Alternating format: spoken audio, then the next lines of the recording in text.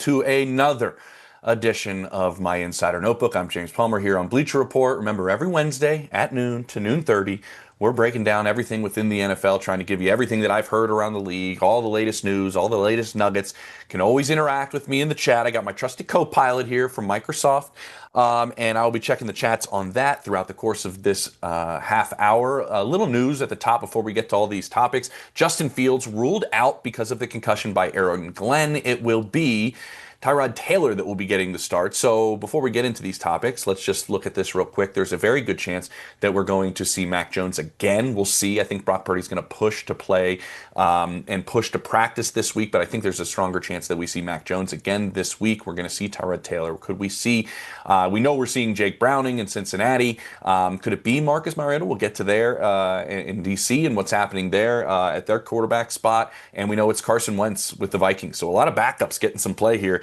in week 3, and it could potentially be more, and that'll be part of our conversation today. We're going to start off with Tom Brady, the controversy, what's going on. I had a tweet that kind of apparently blew up. A lot of people have opinions. I'll listen to all of your opinions, or read them, I guess, in the chat and what you have about this conflict of interest. We're also going to talk about what's happening with Jake Browning and what are the Cincinnati Bengals' chances, and when could we see Joe Burrow return, and what needs to happen for him to be able to return. I'll break all of that down. And then some of the injuries I mentioned, some of them going on with Khalil Mack, with Jaden Daniels, J.J. McCarthy, what's the real timetable, what's happening there. The Tush Push debate, it's back, guys. It's back. We've talked about it a bunch on this show before. And then some rookie running backs. It was a class that was highly touted. Some guys went pretty high in the draft, and we're seeing some mixed results from where some of those guys are. Let's start with the Tom Brady situation right now and where that stands. It's a conflict of interest in a lot of people's minds. It was thrown into the microscope because of my good buddy Peter Schrager going out there on Monday Night Football and coming out with the report that Chip Kelly, their offensive coordinator, told him in a meeting that he meets with Brady about 2 to 3 times a week to go over film, to go over the game plan. And they showed Brady in the booth in a suit, which, by the way, overdressed for a coach's booth, but nevertheless, he looked great, and he has the headset on. He's in there with the coaches. He is a very active owner with the Las Vegas Raiders. That's proof right there. We all saw it. And I think that's why this has been pushed to the forefront once again, because Brady obviously is also the analyst for Fox's #1 broadcast, getting $37 million a year to be their main broadcaster with their #1 crew. So last year, he was not able to attend the production meetings that are held within the facilities, and he kind of had to go out on his own to get information leading up into each Fox's Sunday broadcast. This year, the NFL kind of laxed some of those rules and said that he is able to attend the production meetings now, but he has to do them virtually as opposed to going into the facility where the broadcast teams usually go and get a chance to watch practice where the broadcast teams usually get to. He doesn't get to do those things, but he is now in the production meetings, but virtually. I guess he's on a little tablet. Maybe he's on a Surface. Who knows? But he's in the meeting in some capacity to ask questions. And that's where people believe the conflict of interest kind of presents itself. A little context here. I have worked NFL games. I've been the sideline reporter for NFL games in the past at NFL Network, and I've been in these production meetings. I would say, is he gaining a competitive advantage each week in terms of game analysis? Maybe not, but these are very open. Maybe the most open type of interactions that team personnel, whether it's players or coaches, have with the media that still exists. There's a lot of off-the-record type of conversations. There's a lot of said in those production meetings that's actually not said during the broadcast, but it's to give you a lot of really good background as you don't spend a lot of time with this team when you come in to do their game. So I think that's where it might be overlooked, that where there could be some sort of competitive advantage.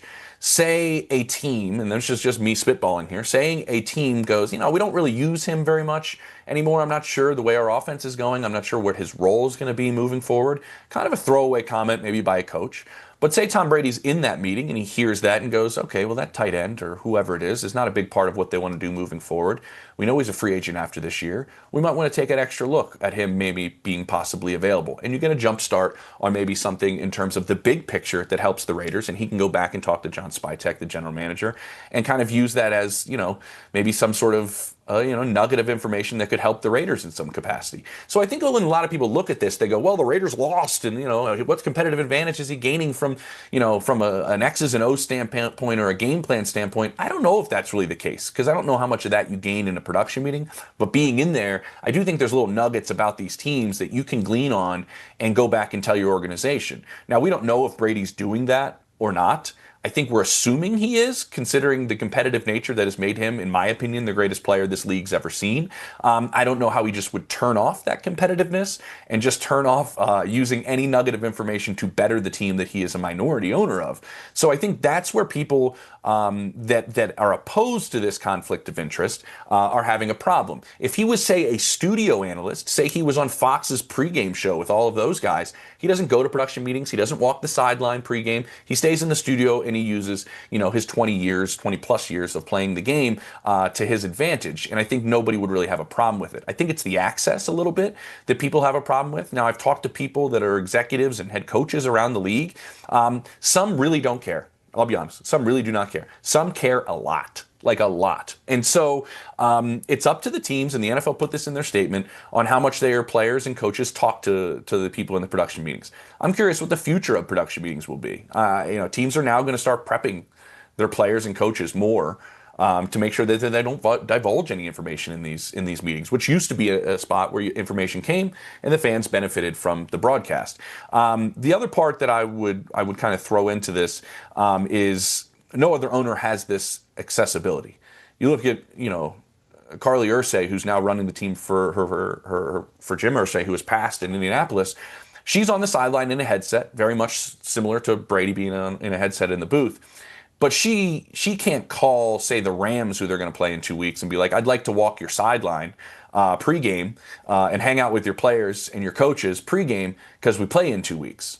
That seems pretty odd, and I would assume the Rams would say, no, you can't do that. But Brady does have that luxury. And so that's why a lot of people are arguing about the conflict of interest. And I think the other argument is the perception of conflict of interest, even if there isn't a large one. And when they come out with a tweet on Monday night, or on X, I don't know what you call it, an X on Monday night, and promoting that Brady's in there, and then they delete the tweet, and then come out with a statement, it almost seems like the league knows this is a bit like the appearance of it isn't great, and that plays into it as well. So I'm not sure what everybody has to say in here, but we'll see. Give me a sure shot upsets this week. Oh, okay, we can kind of do that. San Fran without Purdy, Jones and I'd take Cards too. Okay, yeah. Well, there's a chance we'll get to that. Let's go to the Bengals real quick. Get in this chat. Come on, people.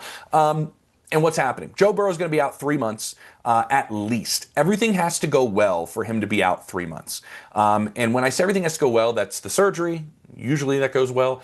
This is torn ligaments across the bottom of the foot. It's turf toe. It's a terrible name. They need to call it something worse because it's extremely painful and tough to come back from with a grade 3 like Burrow has. But also a part of him coming back in 3 months has to be that Cincinnati has to play well. There has to be an incentive of the postseason for him to come out and try to come back from this as quickly as possible. And that's going to be up to Jake Browning and everybody around him. The trade deadline's still a ways away, but my sense I get is that it's going to be Jake Browning. That's the guy that they're going to go with. They went with him in 2023 when Burrow was lost, and I think that he started 7 games. He went 4-3.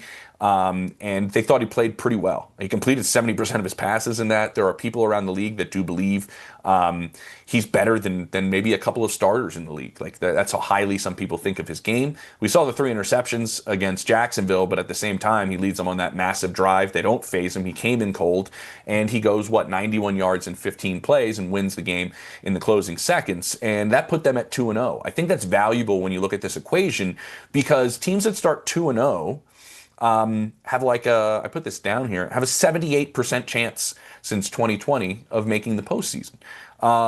So they are 2-0. That helps them. So if he can play a little bit better than 500 ball and get them towards the back end of their season where the last 3 weeks are not all that challenging, perhaps Burrow can come back. And, obviously he has 2 outstanding receivers to throw the football to in Chase and T. Higgins, and they have the firepower to help a quarterback. Where I find an issue is there were 4 games they lost last year where Burrow led this offense to more than 30 points. Defense is going to have to step up because I don't know if Jake Brown is going to keep getting them more than 30, and they couldn't win those games with Burrow. You're going to have to play better defensively. The schedule coming up is going to be a good sense of where they are and if they're going to stick with Jake Browning if it's the rest of the season, because they have Minnesota, which is Brian Flores' defense, and they have Denver, then they have Detroit, Green Bay, Pittsburgh. Those are all teams that made the postseason last year. So I'd take a look at kind of where that stands. But they really, I wanted to say this and did this topic, is they really like Jake Browning a lot. They bring in, Sean Clifford. They bring in Mike White. That's to deepen their quarterback room. Now, Browning's the guy, and he's been in this system, by the way, his entire NFL career, 5 seasons. He's been, Joe Burrow's backup and been with Zach Taylor, so he knows. So we'll see what ends up happening. We got some Kirk to the Vikings. Let's throw this out there. Like I haven't heard a lot of buzz about teams calling the Falcons for Kirk Cousins. And I don't know if the Falcons are moving him right now. I think there was a time when I was doing these streams in the spring where there were people in Atlanta that you talk to him and they'd say, I doubt we ever see him in the building again. No way he's here for the 2025 season. I think it's changed course a little bit. I think the quarterback room's a little bit different. I think everything's going well with Michael Penix being the starter and Kirk being the backup. I don't think they want to lose his veteran presence in the room. And if something happens to Penix, we're seeing quarterbacks drop like crazy. And that's a pretty expensive backup, but at the same time, you're not paying your starter or anything. So the totality of your quarterback room actually isn't that high in terms of cost. I haven't heard any of these teams really being all that interested in Kirk right now. Again, the trade deadline's a ways away, but there has been really hardly any buzz there. And so let's stick with some of these. Steelers defense has been trash. Please give me some hope. I'll mention. I'll give you. I don't know what the hope. I mean, this stems to last season. In the back end of last season, you're probably a Steelers fan there, bro. So I'll just say it. Like, you probably saw what was going on in the back end of last year, right? What was it like? I want to say like half of the final 8 games, they were giving up like a boatload of points. I think oftentimes when you're struggling defensively, turnovers mask your issues, and they tied for the NFL lead in turnovers a season ago. I think a lot of what's going on now is what was the issues on the back end of last year. And they thought Minka Fitzpatrick was part of an issue where maybe he's gotten older, maybe lost a step in the back end of that defense, and they make the trade and they bring in Jalen Ramsey, who's been really good and looks like he was born to be in a Steelers uniform. But they need to play better defensively, certainly. And this is not a new thing. Go look at what the Seahawks and the Jets did in their other game this season, where they didn't play the Steelers. They didn't play offensive football that way. So I think there is a concern, certainly, on that side of the ball, that I think it's one of the things that's not being talked about a whole lot, actually. Arizona just needs a new OC. Betsing's calling plays has been god awful. I'll say this. Arizona was one of my sleeper teams to make the postseason. They really were. And we'll see what ends up happening. They're 2-0. Jaden Daniels, what's going on with him health-wise? Let's drop down to these league-wide injuries. I think he's going to try to practice today. That was what I heard this morning. They're going to be on the practice field soonish, I want to say. I think he's going to try to push to play. It's a knee sprain. He had an MRI after Thursday's game on Friday. I think he's going to try to push, but it might be a long shot. We'll see. Today's a big part of the evaluation. And I know tomorrow's practice is a big part of the evaluation. There's benchmarks that Dan Quinn has that you need to clear. A lot of it is pushing and getting, the right leverage to throw the football, being able to change directions. These are all things that Dan Quinn has as part of his process to see if you can go out there and play and see if you can go out there and play well. I think there's a part of that is obviously going to be considered throughout the course of this week. He's day to day, and Dan Quinn said that, and that's completely accurate, actually. I think what I would really look at is how important running is to his game and his style of play.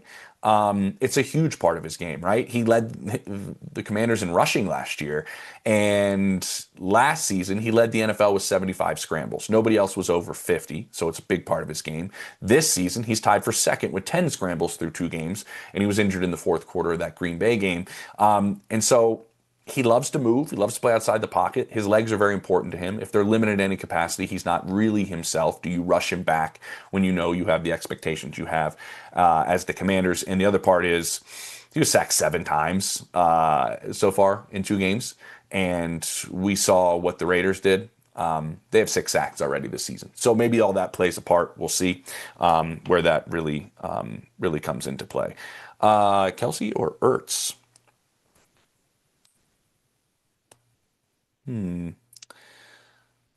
That probably go words. Here we go.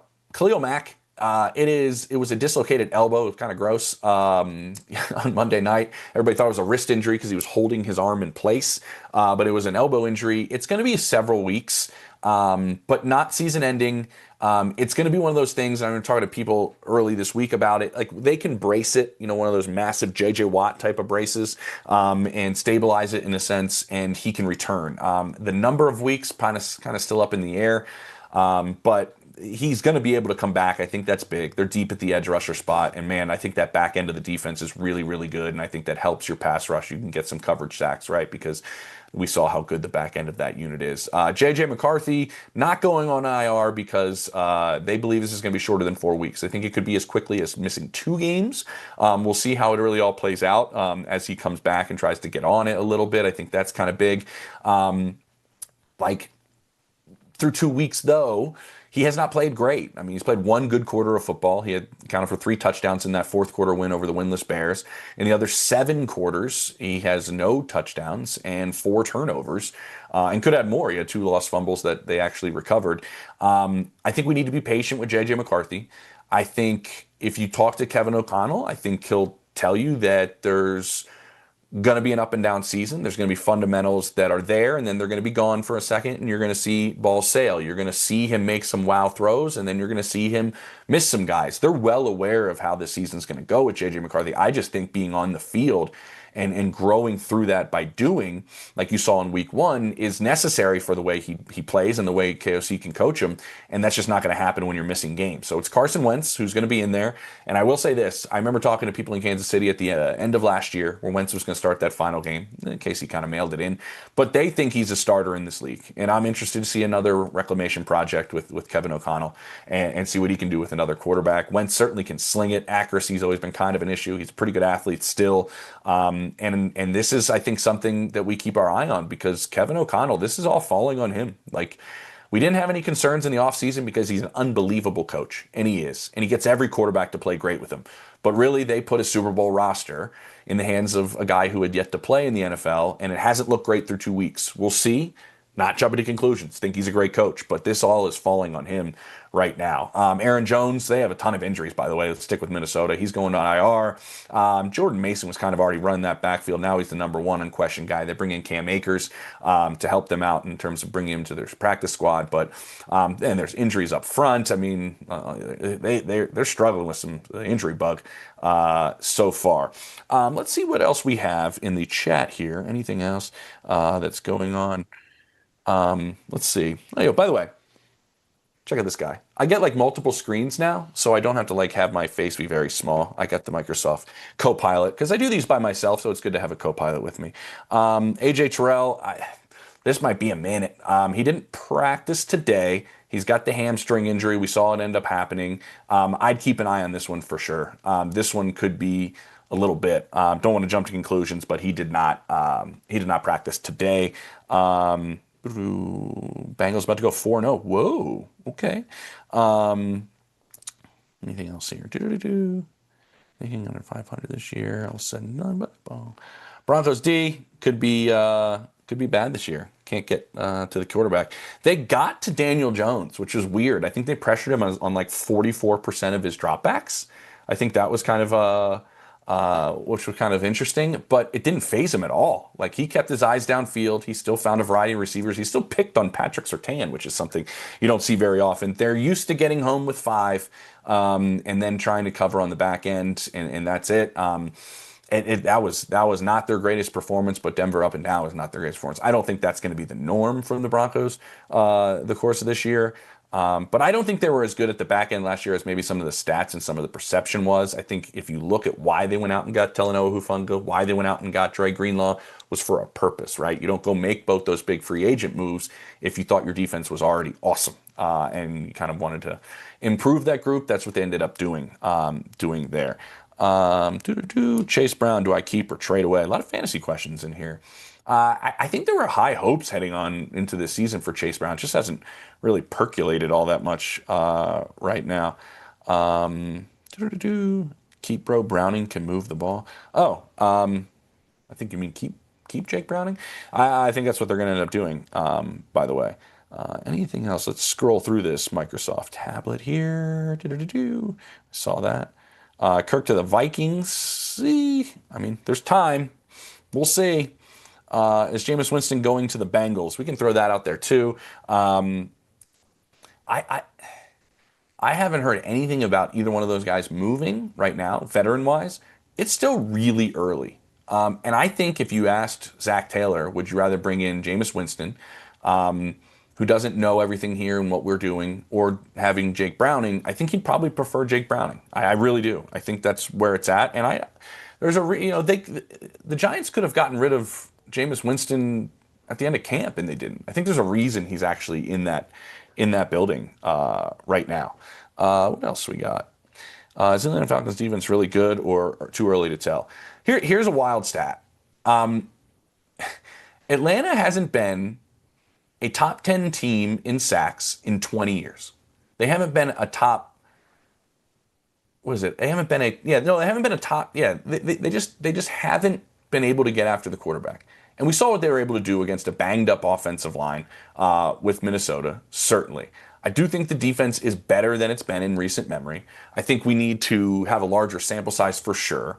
And I think, the way Minnesota was, struggling up front played a part in it, certainly. Is it a positive sign for Atlanta? Definitely. I mean, it really is a positive sign for them. Wouldn't want the Bengals to trade for a QB, ride with Browning. He knows the system. Exactly. I think that's a big part of their thinking, and I think they think Browning can play a little bit better than 500 ball, and then they have the ability to maybe hold set until Burrow comes back. All right, let's go to the Tush Push debate that's out there. Everybody loves talking about the Tush Push, right? They love it. Here we go again. It was 2 votes shy of getting passed in May, if you remember. They had 22 votes. They needed 24 to pass the ban. They didn't get it. Remember, Jason Kelsey comes in with the Eagles and makes a big speech, and I don't know if it swayed anybody, but that's where the vote was. They want this to pass. The league does. Oftentimes when things are discussed in March and then tabled to be discussed again in May, it's because they don't have the votes and they want to find a way to get the votes between March and May to get something approved, which the approval on this was, we want to ban the Tush Push. I think the commissioner has been, and the league has been pretty clear that they don't love it. They don't love the aesthetics of it. They're an entertainment deal. I think they're tired of some people being upset with it. I don't like the idea of banning a play that just one team's very, very good at. If universally everybody was using it and it changed the course of the game, I'd be maybe something different. That's my own personal opinion.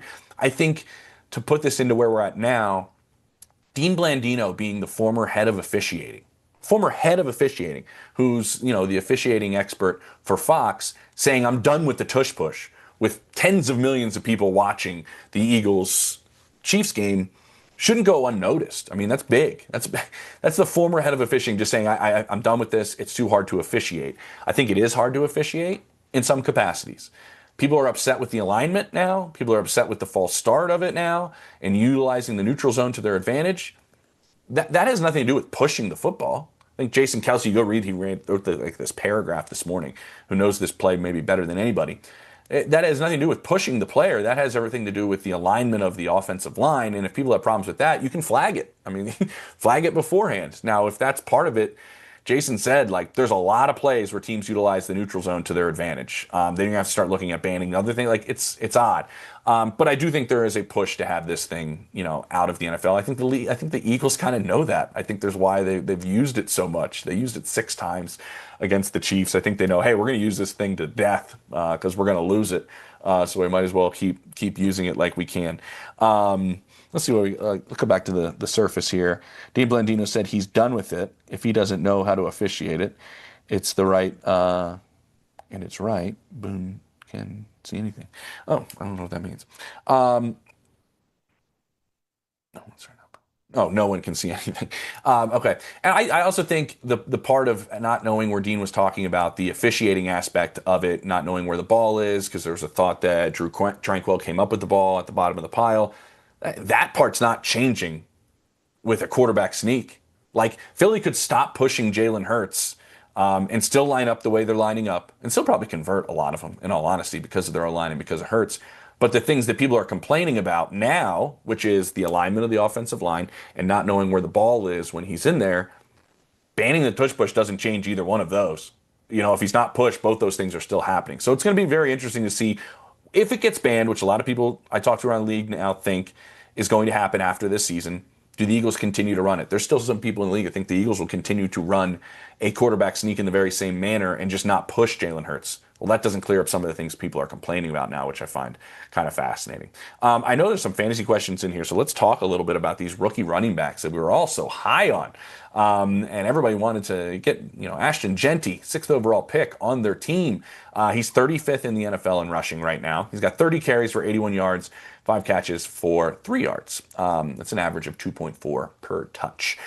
He doesn't think he's played up to his ability so far. He thinks the game has been a little bit quick. He hasn't been playing fast enough. It's slowed down for him through 2 games. Pete Carroll wants to get him the football more. There's going to be an emphasis to get him the football more. I think that's because they want to speed up this process of the game speed, of all of these different things, to make sure that he can start making those adjustments quicker than he has thus far. I think there's a part of it that they do feel like there's a little bit of a ways to go with his development, which is fine. He's a rookie. But they do feel like he's getting more comfortable as at 2 games. And I do think something could change. He did talk to Marshawn Lynch, who was shooting pictures at that Monday night game now that he's a photographer all of a sudden. And him and Marshawn had a conversation about little things, helping out your quarterback, keeping your legs up, all that stuff. Maybe Marshawn pushed him over the edge. Trevion Henderson, some people I've talked to in New England think it was just kind of a bad game in week 2 for him. He's 68th in rushing. I think Ramondre Stevenson, who's actually played pretty well there, that's played a part in this as well. I think that's getting overlooked. He was great pass protection guy coming out of Ohio State, and that's just, he had some issues with that. I think he had 3 holding penalties, and they just took him out of the rotation there. I think he had a couple carries that were good and then taken back by somebody else holding. So I don't think there's a panic there with the way Trevion Henderson started off this season. I think the pass protection things are a little bit surprising to some people, but I wouldn't think his usage dramatically drops unless he keeps having penalties, and that's a problem. But I think they made it very clear to him that you need to play better, and no block, no rock is kind of always the term, right? And he's usually pretty good at that blocking side of things. Amarian Hampton, 40th in the NFL in rushing. He's tied with Baker Mayfield, by the way.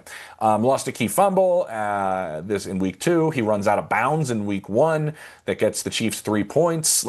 These are just some mental things that they need to clear up. They're happy they have Najee Harris back, and he's going to keep getting more love in terms of how he's going. They do think Amarian Hampton's kind of one of those guys that it snowballs with. So they're not going to go away from him entirely, and they are throwing the ball more. That is something to know, and that's not going away. They are going to throw the ball more. They are going to tell Herbert to keep running the football, I'm told, so that's a part of it too. But I don't think they're just writing him off by any stretch. They do know he's somebody that can kind of keep getting rolling. R.J. Harvey, I mean, he's 37th in the NFL in rushing so far. Dobbins is kind of the guy.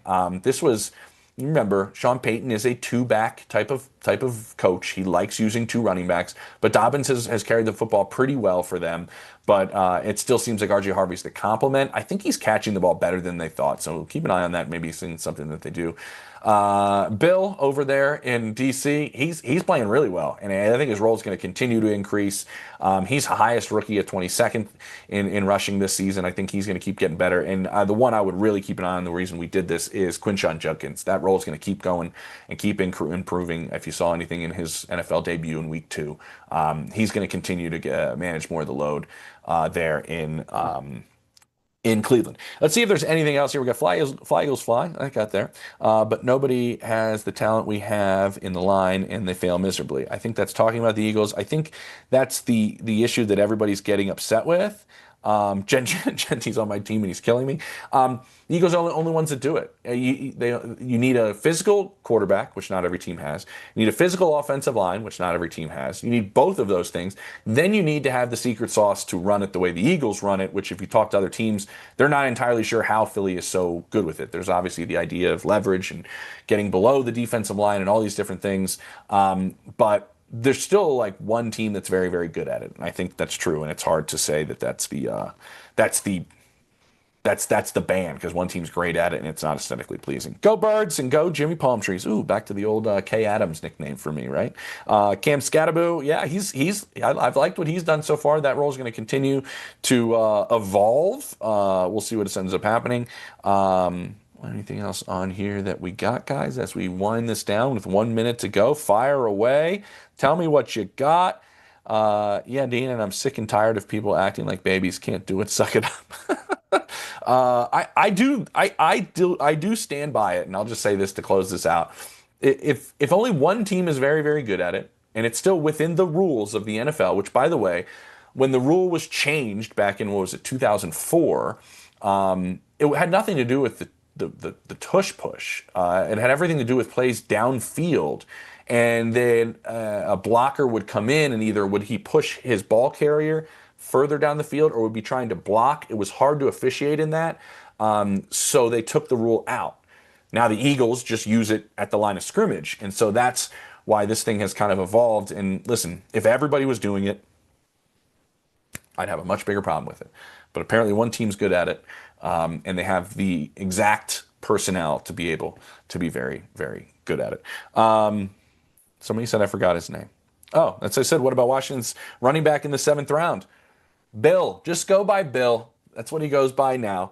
Ja'Cory Koski Merritt is actually his full name, but they call him Bill. Yeah, he's looked pretty good there in Washington, and they might need to lean on those backs a little bit more. No Austin Eckler. They want Jane Daniels to actually run the football a little less. They like him on the move, but they don't want him running the football and leading them in rushing again.